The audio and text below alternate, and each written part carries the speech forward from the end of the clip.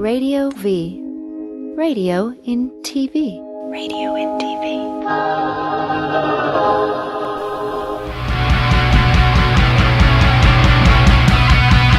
Coming to you live from Hollywood, California. This is Fork in the Road. I am Riki Rachtman. We are at TradioV.com, but you're watching us, so you probably already know that. And you can Skype us at TradioVLA. Nobody's ever Skyped us before, which would be kind of weird, but I bet they would Skype you all the time. Mary Carey is joining us right now. And Mary, I did not know you can almost, I wouldn't say responsible, but you're almost to blame for us having our show here. How did that work? My producer, Dave, who does all the graphics for my show, and he gives me all the MP3s, he called me up one day saying that Carey Kasem, who I guess is your good friend, I guess you had called her looking for a studio that day for your show. So he said to me, can I give Mike Zena's number to Carey to give to Riki? And I said, yeah, sure. And I guess then you came here. I was like in July. I think it was like around July 5th or something, July 2nd. Weird memory for dates. And I guess you came here in the first week of July and did your show. And that's how it all happened. Dave Edwards is his name. So, here. Yes. And thank you. I don't know. And he's the one taking me to the airport tonight because Mario has to get up early. Your schedule is crazy now. Tell us. Yes. And I'll tell people in a little bit how I know you.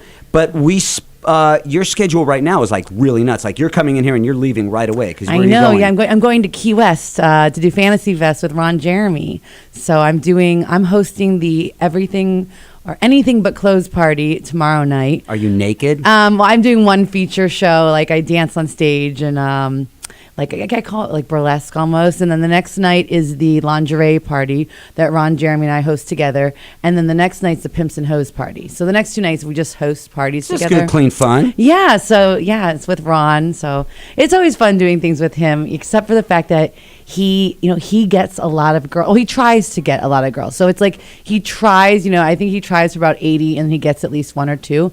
But it's just being around him during the trying process gets a little tiring. You know what the thing is? The thing about Ron. Can I just stick it? Just the tip. I mean, that's his favorite line.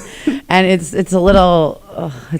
I use that same. But I love him. I have a feeling you get girls a little easier than Ron. Roofies. Oh my God! It's whatever. roofies. I know that you. I know for a fact that you've dated a very hot girlfriend. So okay, we're not going to talk about that. No, we're not. But the thing about Ron is everywhere that I see Ron, for some reason, and if you're watching Ron, I want you to stay well. We love you. Everywhere he goes, people of every type of demographic, they just want to go up and talk to Ron and get their pictures taken with Ron Jeremy. It is so crazy. Like I've walked to the airport with him, and it takes an hour and a half just to go from like the gate to baggage claim because he gets stopped so much. And it's like you said, it's like people of all demographics. I mean, old people, young people. I mean, everyone loves him. They know him. Let's talk about Mary Carey for a little bit because you were doing, and I say you are not doing adult films anymore, correct? No, I had stopped. Basically, I had really stopped in around 2007, in January of 2007, before I filmed Celebrity Rehab. And then I had done the one girl scene in the Celebrity Porn ad with Dr. Screw in 2009. But really, I've been out of the adult movies for, God, is that like 6 years now? And how long were you doing? The funny thing is with adult films is when a woman is in the adult film business for, let's say, 3 or 4 years, she'll do like 1,100 films. Except for I only did 12 boy-girl movies total because I was under contract. I did about 50 girl scenes because I waited till I got a contract. And then I got a contract in 2003, and I did about 2 or 3 boy-girl movies. But then that company had the idea that I run for governor. So the second I ran for governor, I said, okay, I want to go back to girl only again. So when that switched, all of a sudden, Mary Carey became very well known because here was the adult film star that was getting into politics. And were you really set to get into politics? Were you politically aware, or was this something that the film company wanted to set you up into? They called me up and just said, this would be a great idea. You want to run for governor? And I was like, well, I'm not sure. I was a theater major in college for 3 years. I thought you had to be a political science major. I dropped out after 3 years, to do adult movies. And they're like, oh no, you just have to be 18 years old, no felonies, and get 65 signatures and pay $3,500. I was like, oh, I could do that. So that sounds great. And I learned a lot about politics, and it was fun. But you had to, because people people wanted to make you look stupid by asking you questions in politics, correct? Correct. And I learned, I would get before I did any interviews, the owner of the company gave me, my facts to learn about the deficit, and I learned them, and I I did the interviews and I had a lot of fun, and I came up with really good, just like fun answers. Like, you know, they'd be like, "We don't think you're going to win this election." I was like, "Well, I might come from behind because I always come from behind." There you know, you go. things like that. As long as you have good tongue-in-cheek answers. Well, now you're doing. Now you've got a show called Politically Incorrect. That's Politically on Naughty. Politically Naughty. Yes. Sorry, Politically Naughty on Yeah. TradioV. Yes. And what's this all about? Well, you know, at the beginning of the show, for about the first 10 minutes, my co-host is neighbor Dave. He's actually my real neighbor for 10 years. And we discuss different current, I mean, it was really great for a while, you know, current naughty political behavior, such as like Anthony Weiner. He was great. Elliot Spitzer just now. They were really awesome. Yeah, it's pretty nice because you keep on getting material for Yes, your show. they've been so amazing. And but then it's been a little, you know, boring the last couple of weeks because we've had Obama. I mean, not that it's boring, but it's not as fun as talking about sexual exploits of politicians. I mean, this has been some serious stuff lately, but we still talk about it. Yeah, there's no excitement in affordable health care. Nobody wants to talk about that stuff. No, it's not fun. You want guys sending pictures of their dicks on the internet. Yes, I like that. That's what you need for your show. Or having sex with hookers. There I you like go. that too. We know they're still having sex with hookers. They're just, we need someone to get caught again. But we do that. And then I interview different friends of mine, basically, because all my guests are pretty much friends of mine. Although right now I have not been doing adult film stars. I'm trying to keep it to all my other friends. Not that there's anything wrong with adult film stars, but we're using my friends from Playboy or Cinemax or just people I meet sometimes at events or anything. I had Dr. Drew on the show actually, which was great. And then the last segment of the show is Neighbor Dave's Naughty News, where we discuss different current events that are a little naughty, or we play quote games where we give quotes and we decide if it was a celebrity or politician that said it. Because sometimes politicians say some pretty stupid things. One thing I want to bring this up, and I don't know if you bring this up on your show or not, but I'm going to bring it up anyway, is the way that I met Mary is that I had developed a television show that I really thought was great that was kind of called Suitcase Pimps, but not really. And what it was people in the adult film business and their relationships with their husbands or boyfriends, and it was more focusing on the guys.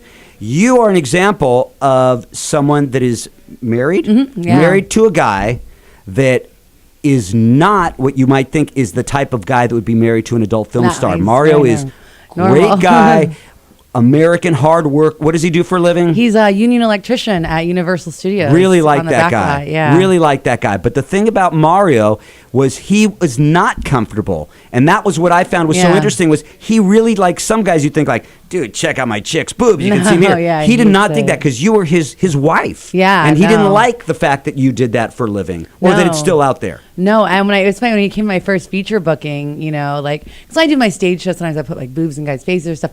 Yeah, I didn't do that. And he was like, God, they look really sad when they leave the stage. I don't, you know, like he felt bad for the guys because he didn't want me doing any of that. So now he's a little cooler with my little stage shows and stuff. But no, he would not, you know, because some of the guys I've been with over the years, they were fine if I did girl, but he would not, I mean, he would not even be cool if I was to go back to porn and do girl. He would not even like that, you know, and so, because some guys are fine with that. It's got to be tough because the temptation, I'm sure that there's people throwing money at you and saying, hey, Mary, come on, do this one big scene with this guy. And it would be money, which we could all use, but it wouldn't be cool with your husband. And so you can't do that kind of stuff. I mean, he's fine though. I did just shoot like some movies, like the Cinemax movies, but those are like, you know, the little late night movies. I just shot. What do they do? When they have sex scenes, do like the guys fake. wear underwear? Or the guys wear a sock, and then the girl. No, they don't. Like a pantyhose sock. Like when you try on shoes in the store, the guys wear those, and because HBO and Cinemax, they're very strict. Like they have to see. They're very strict on making sure, and like the footage they don't show that the guys. So the girl's naked and the guy's wearing a pantyhose sock. The girls they can choose, but they prefer when the girls wear like a Band-Aid, like a giant Band-Aid on their crotch. Yeah. See, I've seen girls with Band-Aids on their crotch, and usually that's like stay away with girls on Band-Aid. That was just my mental note. Girl Band-Aid on her crotch, not a good thing. Politically Naughty is on TradioV. What days and what time? Mondays at 4 p.m. And how long have you been doing this show? We started, I think it was June 3rd, or whatever that first week of June's Monday was. Yeah. How is it doing live entertainment? You know, I really love doing it. Radio is something I've been wanting to get into because I figure it's something I can do like when I'm really old and, you know. Like, look at me. Well, you're not old. I mean, like, I consider old, like, you know, like 50, so. Look at me. Oh hey, we're going to play, we're going to play a clip. See, I'm politically naughty. I say the wrong things. Let's play a clip of Mary Carey's show. Radio V. And it's Mary Carey, of course, politically naughty with Mary Carey. I'm always naughty. I'm always politically. My behavior is always politically naughty. I'm never politically correct. Dr. Drew, hi. Oh, I'm so. Guys, how are you? It's all teary-eyed, Doctor. I know. She wished she could live at rehab. But only if Dr. Drew's there. Obviously, if someone like, because a little groping might be inappropriate. But I like the flirting and stuff. When I walked in, you shoved my head in your. No! Are you gonna sue me? Get politically naughty with Mary Carey. Mondays at 4 p.m. on TradioV. Love Dr. Drew. I hosted Loveline for like probably 5 or 6 years. Oh, did you really? You didn't know that? I did not know that. God, let me tell you something. When I hosted Loveline, it was just a show in LA and got that show syndicated, and it got the highest rating it ever got was a 19 share. God. And Dr. Drew, I worked with for probably 5 or 6 years. You didn't know. That was Loveline's best years. So I say, because that was when I was on it. Ricky, I didn't know that. You didn't know that? Because I knew you had a radio show on KLSX after Loveline. Okay. Yes. And then you had another. Didn't you have another show on the station that was like with Carey Kasem had a show on that channel? No, I still have a radio show. It's on 100 stations, but that's NASCAR stuff. Okay. So tell me about the celebrity rehab, because you went to celebrity rehab. What was your drug or booze or what? I went there, I guess because I went there for Xanax, I would say, because I was taking Xanax, like my mom had jumped off a 4-story building, and so I started taking Xanax to sleep at night, but I was just taking like more and more and more. I mean, I'm not gonna lie, I miss Xanax. So it was great because they just knock you out. And that's my biggest problem is I cannot shut down my brain at night, and so I just loved Xanax. I used to say I wanted to marry a giant Xanax bar. I would picture Xanax and think I want to marry one, and I miss it because I would just take it and it's like no worries, you just fall asleep. And I mean, I definitely think drinking. I sometimes would drink like my bottle of vodka and then my Xanax. What about now? Now, I mean, and this is the thing I definitely have talked to with Dr. Sophie, because he's still my doctor, is I think he wants me to get completely sober. I've gone back and forth with it because I'm like, well, this is totally, alcoholic talk where I'm like, well, I can still drink my wine and my champagne and my beer, but I don't drink the vodka and I don't drink this, but I still drink this occasionally, and I only drink on, so I definitely am rationalizing when I can drink, and that's total alcohol, because I've been to meetings, I've had months of sobriety or, time of sobriety, and, so, because I feel like I don't need to be totally sober. This isn't what you talk about on your show, though, is it? No. So let's try to keep the spirits up. No, but I don't. But I'm sure people wonder about this lie. But they can call you up and ask you anything they want, right? You know what? We sometimes take phone calls. Sometimes we don't, because we get a lot of talking going. Sometimes we'll have a couple of different girls in here, and it gets a little talking. So. And it is on TradioV. When is it? Mondays. Wait, I want to ask you something, because go ahead. Because I went to Sturgis for my first time this year. This is the first year in 6 years I didn't go to Sturgis. When I heard I was going, I was so excited. This is the first time in 6 years I didn't go to Sturgis. It was crazy. Because there's too many people that just watch Sons of Anarchy and think it's real. And I decided instead to ride my motorcycle from New Jersey to Los Angeles. So I did 6,200 miles instead of hanging out with the cool bikers. Mary, thank you very much. Have a nice trip. Thank you so much for having me. It was super fun. Watch Mary's show. It's on Mondays. Mondays at 4 p.m. Mondays at 4 p.m. We've got Danny Boy and Crazy Bones, I think, coming up, which is pretty cool. That's coming up on TradioV.